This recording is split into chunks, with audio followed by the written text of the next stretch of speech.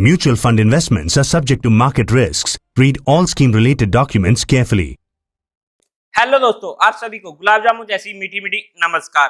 और उसी के साथ आप लोगों का स्वागत है मार्केट लव अफेयर्स में, जहां पर एक नई वीडियो मैं आप लोगों के लिए ला रहा हूं एनएफओ के रिगार्डिंग। एनएफओ क्या होता है? New fund offer. मतलब कि अगर हम एग्जांपल के साथ समझे तो जैसे कोई आईपीओ आए, इनिशियल पब्लिक ऑफर, तो वो कंपनी फंड जुटाने के लिए अपना स्टॉक मार्केट में अपनी कंपनी को लिस्ट करती है। उसी तरीके से एनएफओ होता है, जहां पर कोई भी नया फंड जब आता है तो वो फंड जुटाने के लिए एनएफओ लेकर आता है, जहां पर हम इन्वेस्टमेंट करते हैं और वो फंड फिर स्टार्ट हो जाता है अपना काम करने को। जैसा कि आप लोगों को पता ही होगा कि म्यूचुअल फंड्स में कितने सारे फंड्स हैं, वो जनरली पहले कभी ना कभी एनएफओ लेकर आए हैं और उसी तरीके से एक और नया एनएफओ आ रहा है। आज तक एनएफओ की वीडियो क्यों नहीं बनाई गई है? क्योंकि सबसे पहला रीजन तो हमारे पास यही होता है, अगर मैं अपनी पर्सनली बात करूं, मैं कभी भी एनएफओ में अप्लाई नहीं करता हूं और ना ही किसी को कहता हूं कि एनएफओ में अप्लाई करना चाहिए। इसके दो चार रीजंस होते हैं जनरली। अगर हम सबसे पहली बात करते हैं, क्योंकि हमारे पास किसी भी एएमसी की तरफ से जो नया एनएफओ लेकर आए, ऑलरेडी अगर उनकी तरफ से किसी और एएमसी ने वैसा फंड लेकर रखा है, तो हमारे पास वहां पर ऑलरेडी उसका पास्ट ट्रैक रिकॉर्ड अवेलेबल है।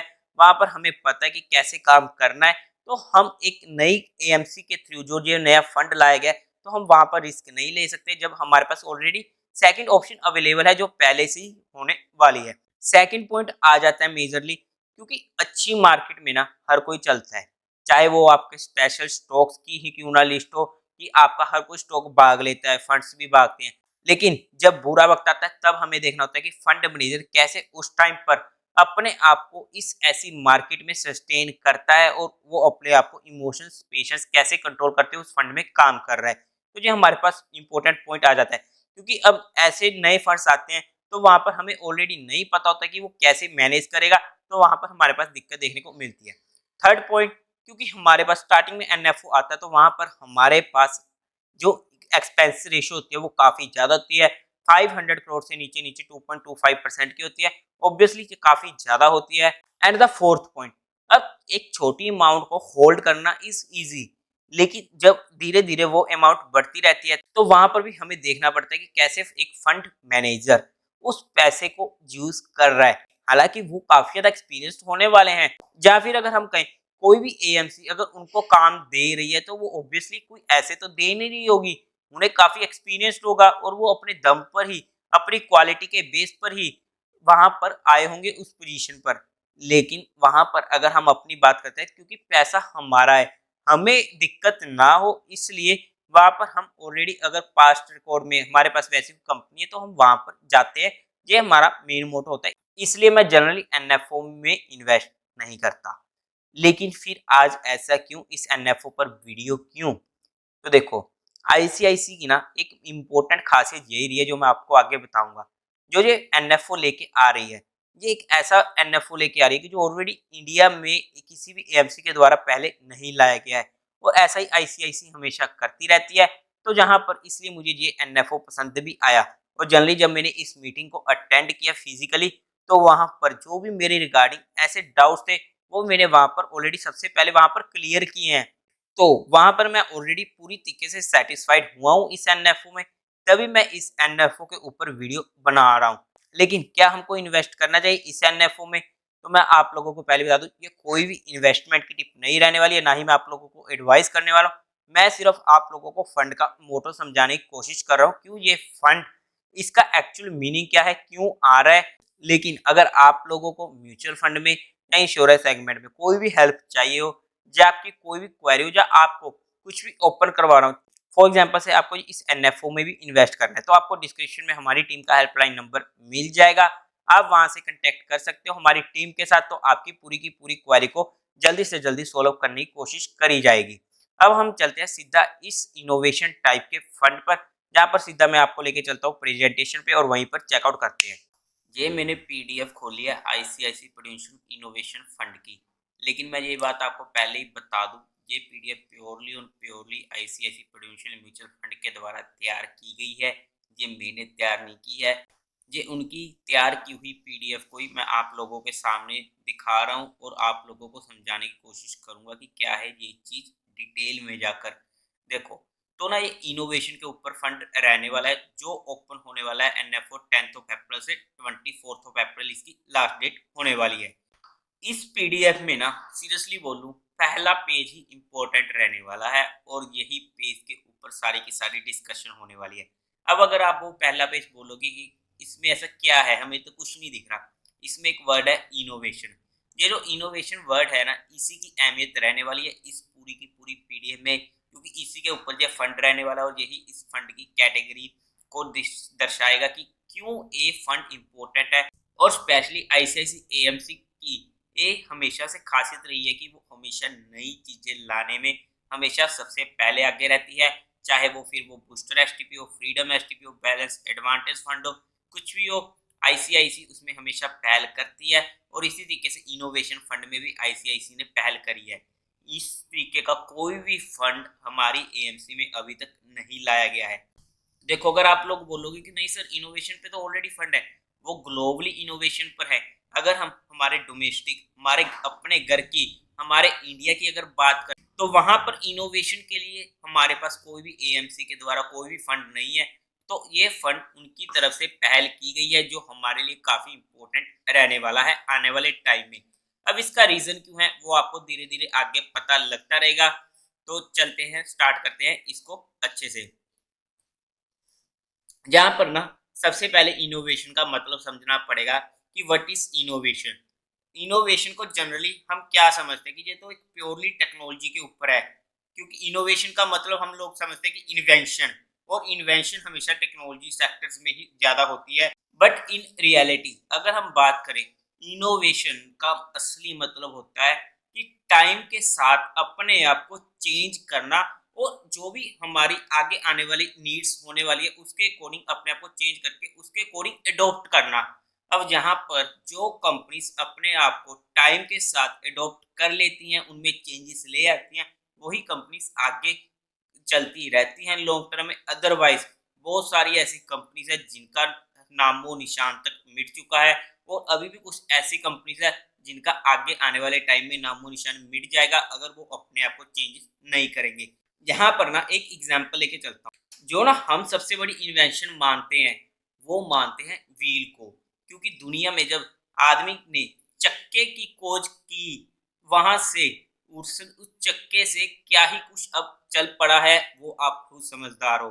उस छोटे से गोल से पहिए से आज हमने इतनी बड़ी बड़ी चीजें चला दी हैं कि आप अब खुद समझ सकते हो कि ये एक छोटा सा चक्का, इसको हमने इनोवेट करते करते, यही है इनोवेट, टाइम के साथ उसमें बदलाव आते गए और हमने आज उसके चक्कर में वंदे मातरम तक तैयार कर दी है, और आगे आने वाले टाइम में बुलेट ट्रेन भी तैयार हो जाएगी। ये एक बेस्ट एग्जांपल है कि 1960 से पहले स्टीम लोकोमोटिव्स होते थे जो 80 किलोमीटर पर आवर से चलते थे। फिर उसके बाद 2018 तक हमारे पास वंदे मातरम आ चुकी है जो 180 किलोमीटर पर आवर से चल रही है। ये होती है इनोवेशन। ट्रेन वही है, लेकिन उसमें बार बार इनोवेशन करते हुए हमने उसको 80 से 180 किलोमीटर तक आ चुके हैं, और सेफ्टी पर्पस भी, पोल्यूशन पर्पस भी, और आउटपुट पर्पस भी, हर तरफ से हम कामयाब होते आए हैं इनोवेशन के थ्रू। अगर हम आगे बात करते हैं कि इनोवेशन का हम जनरली मतलब यही समझते थे कि टेक्नोलॉजी में होता है, या जो मैंने आपको एग्जांपल दी है कि किसी भी चीज को उसी में चेंज करते करते इनोवेशन करना, उस वो इनोवेशन हो गया। बट एक्चुअल में इनोवेशन की अगर हम बात करते हैं तो ये तीन तरीके की होती है। एक तो रेडिकल इनोवेशन होता है, आप लोगों को पता होगा कि जब हम बच्चे होते थे, या फिर अगर आप लोग अभी बच्चे हो तो आपके टाइम पे जब पेरेंट्स वगैरह होते थे तो वो कैमरे से फोटो क्लिक किया करते थे। लेकिन अगर हम आज के टाइम पे बात करते हैं, कैमरे नाम का कोई वजूद ही नहीं रहा है। हाँ, शादी वगैरह में फोटोशूट होता है, उसकी बात नहीं कर रहे हैं, लेकिन एक मेजरली अगर हम बात करते हैं तो अप्रोक्स 80% तक कैमरे का यूज कम हो चुका है, और आज के टाइम पे स्मार्टफोन ही चलते हैं पिक्चर्स क्वालिटी के लिए, और सबसे बेस्ट क्वालिटी पिक्चर्स भी अब हमें स्मार्टफोन्स में देखने को मिलती है। हालांकि जहाँ पर कुछ एग्जाम्पशंस हो सकती हैं कि जो बड़े महंगे कैमरे आते हैं वहां पर हम क्वालिटी को कॉम्प्रोमाइज नहीं कर सकते, क्योंकि वो रेट वाइज भी काफ़ी ज़्यादा महंगे होते हैं, और वो स्पेशली उसी पर्पज़ के लिए बनाए जाते हैं। जो अगर हम बात करते हैं कि स्पेशली स्पेशली एक हाई क्वालिटी पिक्चर्स को या कैमरा मैंस को उनके लिए यूज़ किए जाते हैं। इसके बाद सेकंड टाइप आ जाते हैं इनोवेशन की, डिसरप्टिव इनोवेशन। इसका सिंपल सा मतलब है कि जैसे जैसे हमें जरूरत पड़ती है वैसे वैसे चीजों को डिस्कवर करना। अब जैसे कि एग्जाम्पल के साथ वॉशिंग मशीन आई। वॉशिंग मशीन क्यों आई होगी? ऑब्वियसली किसी बंदे की घरवाली के हाथ दुखने लग गए होंगे कपड़े धोते धोते, तो उसने कह दिया होगा कि मेरे तो हाथ दुखने लगे, इसका कोई इलाज करो, मैं नहीं कपड़े धोऊंगी आगे से। तो वहां पर उस बंदे ने वॉशिंग मशीन बना दी होगी। फिर धीरे धीरे रेफ्रिजरेटर की जरूरत हमको पड़ने लगी आने वाले टाइम के साथ। तो ये होती है कि जैसे हमारी डिमांड है, जैसे हमारी जरूरतें आ रही हैं, उस तरीके से नई नई चीजें जनरेट करना। इसमें पुराना प्रोडक्ट रिप्लेस नहीं हुआ है। वॉशिंग मशीन आज भी चल रही है, रेफ्रिजरेटर भी चल रहा है, और आने वाले टाइम में जो भी चीजें आएंगी वो भी आज के टाइम पे चल रही है। तीसरा होता है इंक्रीमेंटल इनोवेशन। अब इसका मतलब सिंपल है, जैसे कि नाम से क्लियर हो रहा है कि इंक्रीमेंटल, कि चीजों में अपग्रेड करना। जैसे कि अगर आप लोगों को पता हो कि जब हमारी ओल्ड जनरेशन थी, लाइक हमारे पेरेंट्स की, तो वहां पर टीवी बॉक्स यूज होते थे। शायद आप लोगों के घर में अभी भी किसी के घर में पड़ा हो, या उन्होंने पहले छोटे होते हुए देखा हो। तो वो टीवी बॉक्स कितने बड़े टाइप के होते थे। उसके बाद एलसीडी टीवी आ गया, जहां पर जगह भी कम होने लगी और क्वालिटी भी इंक्रीज हुई। और आज के टाइम पे तो एलईडी टीवी आ चुका है। और सबसे बढ़िया, ओल्ड टीवी बॉक्स पूरे मोहल्ले में एक होता था, और आज के टाइम पे एलईडी टीवी बॉक्स हर किसी के घर में, उनके भी अलग अलग रूम्स में अलग अलग टीवी होने वाला है। अब अगर हम बात करते हैं नेक्स्ट की कुछ और एग्जाम्पल के साथ, तो यहाँ पर ना एफएमजीसी मेजर विलेज कियोस्क लिखा हुआ है। ये एग्जाम्पल रहने वाली कंपनी का नाम मैं आपको बता दूंगा, कि जिन्होंने एक गांव में डायरेक्ट ट्रांजैक्शन की प्राइसिंग इंफॉर्मेशन ऑनलाइन करके नेट को अपना सिस्टम चालू किया टाइम के साथ। और वो कौन सी कंपनी है? एफएमजीसी की आईटीसी, जिन्होंने इनोवेट किया टाइम के साथ। और आज के टाइम भी आप आईटीसी को देख रहे हो कि वो किस लेवल पर खड़ी है, और इंडिया की टॉप 50 कंपनीज में से एक रहने वाली है। सेकंड एग्जांपल है होम अप्लायंसेस इनोवेशन की। जैसे जहां पर अगर हम एग्जांपल है तो ओवीगा। थर्ड हो गया व्हीलर इनोवेशन। इसके साथ तो काफी इंपॉर्टेंट फैक्ट जुड़ा हुआ है। अगर आप लोगों को पता होगा कि टाटा की तरफ से एक गाड़ी आई थी, आपको शक्ल भी उसी की तरीके की बनी हुई है, नैनो, जहां पर उन्होंने टाइटल दिया था वर्ल्ड चीपेस्ट कार। और उसके बाद ये कार फेल हो चुकी थी। ये कार इतनी चली ही नहीं है, हालांकि इंडिया की ही नहीं दुनिया की सबसे चीपेस्ट कार थी ये, जहां पर हर किसी के लिए इसको लेना इजी था। लेकिन वहां पर फिर टाटा सर का बयान आता है कि हमसे बस इतनी सी गलती हुई है कि हमने इसके टाइटल में जो ये चीपेस्ट वर्ड है ना, वो गलत लिख दिया। इससे लोगों के माइंड में एक नेगेटिव थिंकिंग पैदा होगी कि ये तो कोई हर कोई ले सकता है। अगर वहां पर अफोर्डेबल वर्ड यूज हो जाता तो ये कार जबरदस्त जाती। जबरदस्त बोला है, तारक मेहता का उल्टा चश्मा आप लोगों को याद होगा, वो भी जबरदस्त बोलता है। तो ये कार जबरदस्त जाती, और वहां पर हमें इस कार में कभी भी फेलियर देखने को नहीं मिलता। अब अगर हम आगे बात करें, तो जो ये नेक्स्ट हमारे पास आ जाती है, ये आ जाती है innovation timeline of major product service. इसमें ज्यादा कुछ नहीं है कि 1780 से 1800 तक हमारे पास स्टीम इंजन चल रहा था, फिर रेलवेज, फिर इंटरनल कंबस्टन इंजन आए, टेलीफोन आया, ऑटोमोबाइल आया, इलेक्ट्रिसिटी आया। हर लेवल पर हमारे पास जो जो चीजें आई हैं, वो चीजें जहाँ पर दिखाई गई है टाइम के साथ कैसे कैसे इनोवेट हुआ है मेजर प्रोडक्ट्स में। कंप्यूटर, इंटरनेट, और अब 2020 के आगे तो AI, energy storage, robotics, genomic sequence, blockchain technology, क्या ही कुछ आ रहा है। ये सिर्फ इनोवेशन की एग्जांपल दिखाई गई है कि कैसे कैसे हर सेक्टर में हमें इनोवेशन देखने को मिलती है, सिर्फ टेक्नोलॉजी में ही हमें इनोवेशन देखने को नहीं मिलती। अब ना ये काफी इंटरेस्टिंग आप लोगों के सामने ये स्लाइड पेश कर रहा हूँ, एक्सेप्टेंस ऑफ इनोवेशन। अब इसका मतलब क्या है? इसका ना सिंपल सा मतलब देखो, 1750 में स्टोव आया था, लेकिन उस स्टोव को 50% लोगों तक पहुंचने में 187 इयर्स लग गए। इसी तरीके से बाकी भी एग्जांपल दी गई हैं कि 1810 में स्ट्रीम स्ट्रिप आई, जहां पर 108 इयर्स लग गए। लेकिन आपको पता है कि स्मार्टफोन 2007 में आया, जहां पर सिर्फ उन्हें 7 साल लगे हैं 50% लोगों तक पहुंचने को। इसी तरीके से अगर हम बात करते हैं, एमएस विंडोज आई।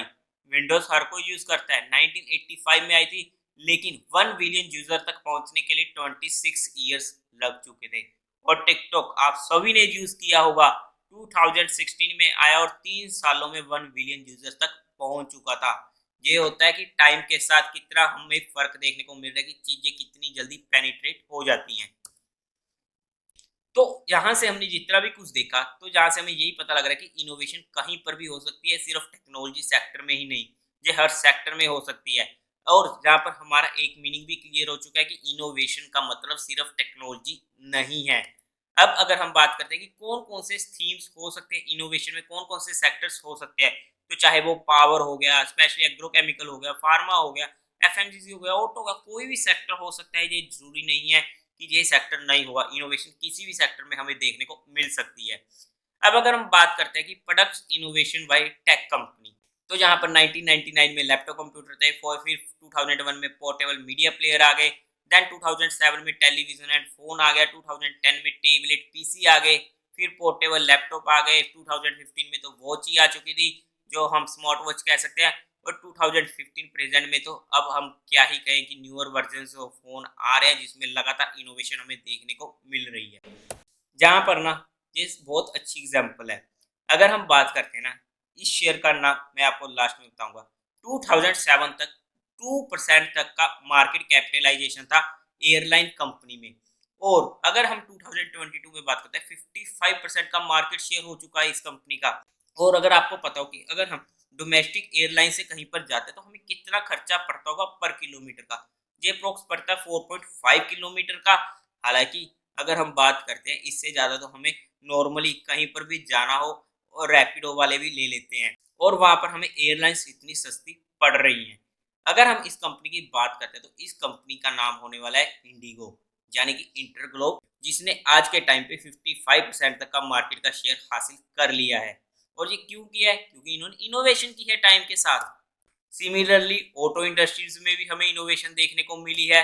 अगर हम बात करते हैं बैंक्स की, तो हमें वहां पर भी इनोवेशन देखने को काफी मिली है। बैंकिंग में कैसे, अब आप लोगों को पता होगा कि अगर हमें एफडी भी करानी है या फिर ये पैसे जमा कराने हैं, ऑनलाइन ट्रांसफर है, तो सब कुछ हमें ऐप में देखने को मिल जाता है। हमें बैंक्स में जाने की जरूरत ही नहीं पड़ती। अगर हमें पैसा जमा करवाना है ना, डिपॉजिट करवाना है, वो भी बाहर एटीएम में ही हो जाता है। वहां पर भी हमें कहीं पर भी जाने की जरूरत नहीं पड़ती। और वहां पर ना एक ऐड आप लोगों ने देखी होगी बैंकिंग वाली, जो कि काफी इंटरेस्टिंग ऐड थी, कि एक लड़की जाती है वहां बैंक में और वो उसको अपनी शादी का कार्ड दे जाती है, क्योंकि वो कहती है कि हमें जहाँ पर सब कुछ अवेलेबल है फोन में, आपकी ऐप में, लेकिन आप अवेलेबल नहीं हो, इसलिए हम आपको यहाँ पर इनविटेशन देने आए हैं हमारी शादी में। सॉरी, मेरी शादी में नहीं, उनकी शादी में।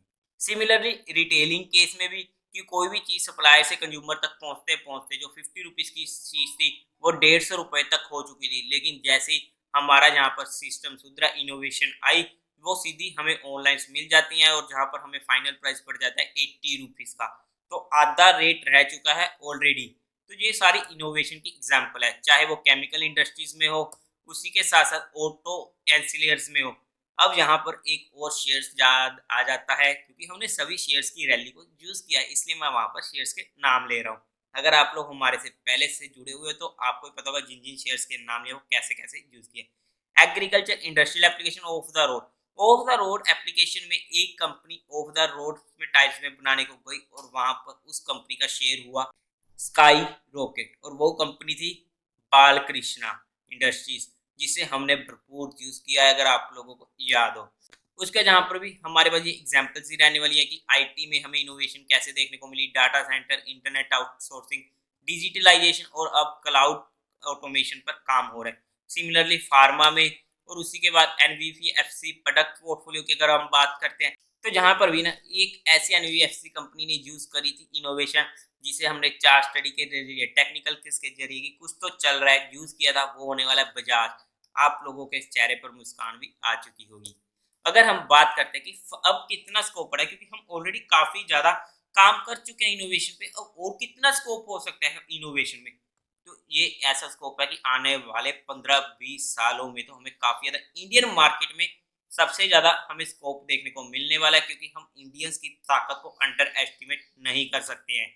अगर हम बात करते हैं एनर्जी में हो, एग्जाम्पल के साथ अगर हम बात करते हैं तो एनर्जी ट्रांजिशन, ये हमारे पास एक मेजर स्कोप आ जाता है आने वाले टाइम में 2030 से 2007, जहाँ पर डीकार्बोनाइजेशन के ऊपर काम हो रहा है। और उसी के बाद अगर हम बात करते हैं तो आज के टाइम पे 5G आ चुका है, तो ये भी अब हमारे लिए आने वाले टाइम में एक काफी इम्पोर्टेंट हो चुका है इनोवेशन के लिए। तो अगर हम बात करते हैं ना, इसके ऊपर एक एग्जाम्पल लेके चलते हैं। ये आप लोगों के लिए एक स्लाइड पेश कर रहा हूँ, जहाँ पर ना हम जब इंटरनेट की बात करते हैं तो शायद आप लोगों को पता नहीं होगा, लेकिन 1995 में हमें जो डाटा का खर्चा पड़ता था, जो ऑब्वियसली 1 केबी पर सेकंड का पड़ने वाला था, क्योंकि आज के टाइम पे तो हम एमबीपीएस या फिर जीबीपीएस से नीचे बात ही नहीं करते हैं, तो वहां पर अप्रोक्स 30 लाख तक का खर्चा आ जाता था, जो एक काफी महंगा था। और अगर हम आज के टाइम पे बात करते हैं तो 300 रुपीज पर मंथ, अरे वो भी नहीं आता है जनाब आज के टाइम पे। तो ये होती है इनोवेशन, किस तरीके से हम टाइम टू टाइम हर चीज में इनोवेशन लेके आ रहे हैं।